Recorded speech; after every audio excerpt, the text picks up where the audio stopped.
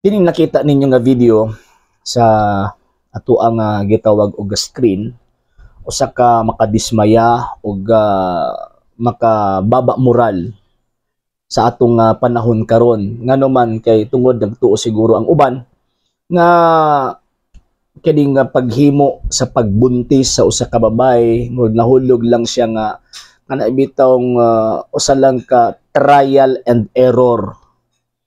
Pagbuntis, pag-anak, pagtanaw nga tawag indili gusto, ilabay lang ang bata or isalibay lang or ibutang lang sa mga lugar na kung diin mahilikay sa responsibilidad sa pagbuhi o pagpadako ni anang maong bata. Actually, wala ta kabalo kung unsay reason sa inahan niini kining bata luoy kayo. Wala ta kabalo unsay reason nganong iyang gilabay ang iyahang kaugalingong anak. Ang problema, okay lang untag gibutang dito sa portahan sa kanang mga charity offices or charity organizations, gibutang dito sa daghang gitawag og mga tao, gitawag gibutang sa suok. Hinuon mingon man sila nga alag-alag, kay siyempre gusto niya taguan ng iyahang kaugalingon, so mo nang dito niya gitaguan sa suok kay para dili siya tawag ining makita. So diha pa lang makita na nato nga ang ginahuna sa inahan ni ining maong bata ang iya lang kaugalingon, wa niya ginahuna ang kinabuhi sa iyang anak. Mo imong tan-awon gisud pa jud og sako. Ginoo ko in taon. Ang oxygen ba magkababa ang oxygen. So ang mahitabo posible nga kung dugay na nakita ng bata mamatay. So number one nga tawag ining sa laod, wa ta kabalo sa kunang giingon, wa ta kabalo unsay reason sa inahan nganong iya nang gibuhat sa iyang kaugalingong dugo, sa iyang kaugalingong anak. Patakabalo sa reason, pero naipanultihon nga the end does not justify the means. Subot pasabot ni ana nga bisan pag unsa ang kamaayo sa imong tumong, the fact nga dautan ang imong gibuhat magpabilin gud siyang dautan. Og dili pwede ma-justify ang usa ka dautan sa maayo natong gitawag og tinguha. Diha pa lang daan ang iyang intention is tawag ining iyang gilabay ang iyang anak, iyang gipasagdan nga kabalo siya nga naay dako nga posibilidad nga mamatay ng gitawag og bata. Number two nga tawag ini nga point. Ang tulubagon sa inahan anang bata dili lang kay siya manubag sa mata sa balaod, kung dili manubag pud siya sa mata sa Dios. Kay ngano man kay daghan kaayong mga daghan kaayong mga ginikanan, daghan kaayong mga magtiayon nga naninguha nga magkaanak nya sila lang ang gitagaan sa Ginoong Dios o kana bitong kahigayunan nga makaangkon ni anang maong responsibilidad kay ang matag bata, ang matag tawag ini nga mga anak nga mahatag sa Dios ngadto sa usa ka inahan, gasa man gud na grasya na sa Ginoo ba nga imuhang musukan pagitagaan kag higayon sa Ginoo nga imong imatuto ang kinabuhi nga iyang gihatag ni ining maong kalibutana. So buti pasabot sa mata sa Dios, dako tagtulubagon o dako nagtulubagon ang usa ka inahan. Ngano man kay ang dako nga responsibilidad sa pagbuhi or ang dako nga responsibilidad sa pagpadako sa tawag ining usa ka bata nga diin gitagaan sa Dios og kinabuhi nga mabuhi sa imong taguangkan sulod sa siyam ka bulan, wala nimo gibuhat. So kung sa kuan pa na siya, kung sa military pa na, negligence of duty, kung baga, negligence of responsibility. So ang mahitabo, dako siyang tulubagon sa Ginoong Dios. Muna kung giingon, regardless kung unsang iyang katuyuan, magpabilin nga sayop ang iyang gihimo. Muna shout out sa mga tawag ining mga babae ug lalaki nga gustong mubuhat og butang sa kadibitang buhat sa usa ka minyo. Usa ka minyo nya pagkahuman kung tan-aw ninyo nga dili pa mo makasarang sa gitawag og responsibilidad, ayaw ninyo buhata.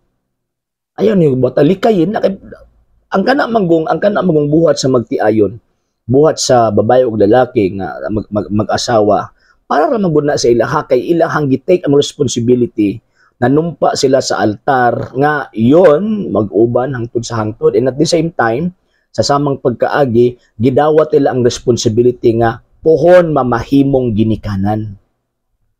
So kadtong mga gipangtagaan og bata katong magipangtagaan og naay gitawag og kinabuhi. Ang pingin ninyo ngano man gasa man na sa Ginoong Dios. Imagine nimo ang katawa, ang agik-ik sa bata kung mudakon na grabe di ka bayran eh. Dili ka bayran. Ya karon isudlag sako.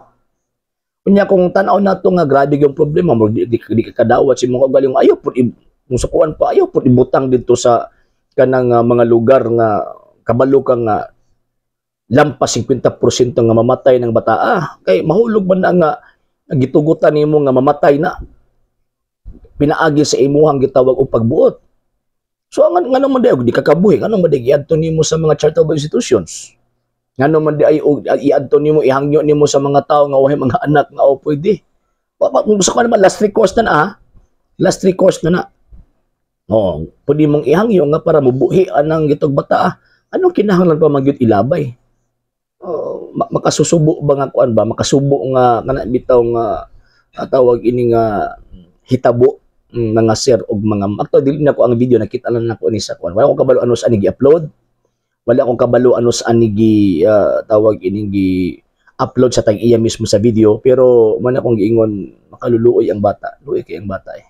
Luoy kay ang bata. And shout out again sa mga kanabitong mga babae, mga ilabi ng mga batanon nga hilig kaayo mura og prone sa kanabitaw nga premarital nga panagtagbo nga pakighilawas. Una-una sa ninyo na sa makadaghan kay responsibilidad na ang katugbang anak responsibility spiritually, morally, and physically. And yon. And shout out po sa mga tao nga nagluwas anang bata. Good job.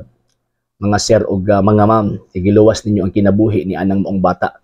Kana magul ka ng paglabay, wala na kalainan sa abortion eh. Wala na kalainan sa abortion. Gilabay ni mong bata, kabalo kang matay na. Diba? O di man po sa atong pagtuong Katoliko, mabato importante nato ay kanang bata at tao na. Di man ta pareha sa ubang mga pundok ang bata di tao. Wala siguro basig okay lang sa ilang ipanlabay ng mga bata kay para sa ila ang bata di tao. Sa to ang bata tao na gamay nga tao. Gamay nga tao. Okay, so yun unta makahatag ni og lesson nato nga mga viewers nato and shout out sa mga igsoon nato mga Katoliko kanin nagatabos ng program.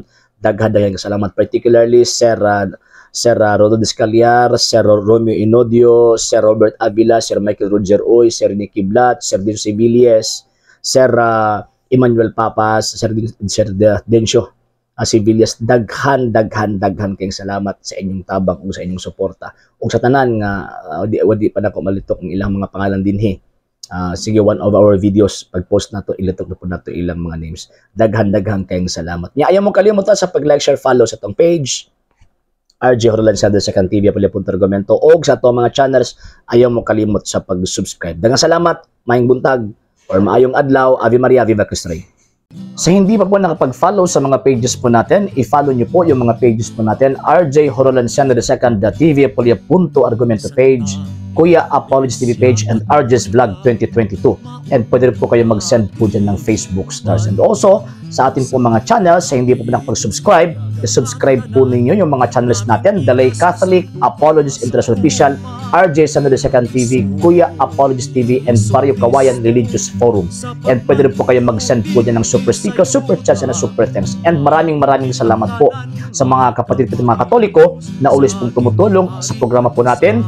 Maraming salamat po. Nang dahil po sa tulong at suporta po ninyo, ang programa pong ito, until now, andito pa rin po sa social media. And until now din po, nangangailangan pa rin po tayo sa tulong at suporta po ninyo dahil wala po kayong magagawa rito mga sir, mga ma'am, kung wala po yung tulong at suporta po ninyo. Sa gusto pong tumulong, sa gusto pong sumuporta, pwede po ninyong ipadala ang tulong at suporta po ninyo sa pamamagitan po ng ating mga account numbers dyan po sa ating pong screen. And pwede nyo po kaming i-message sa ating pong page kung via remittance po yung papadala po ninyo. Maraming salamat po in advance.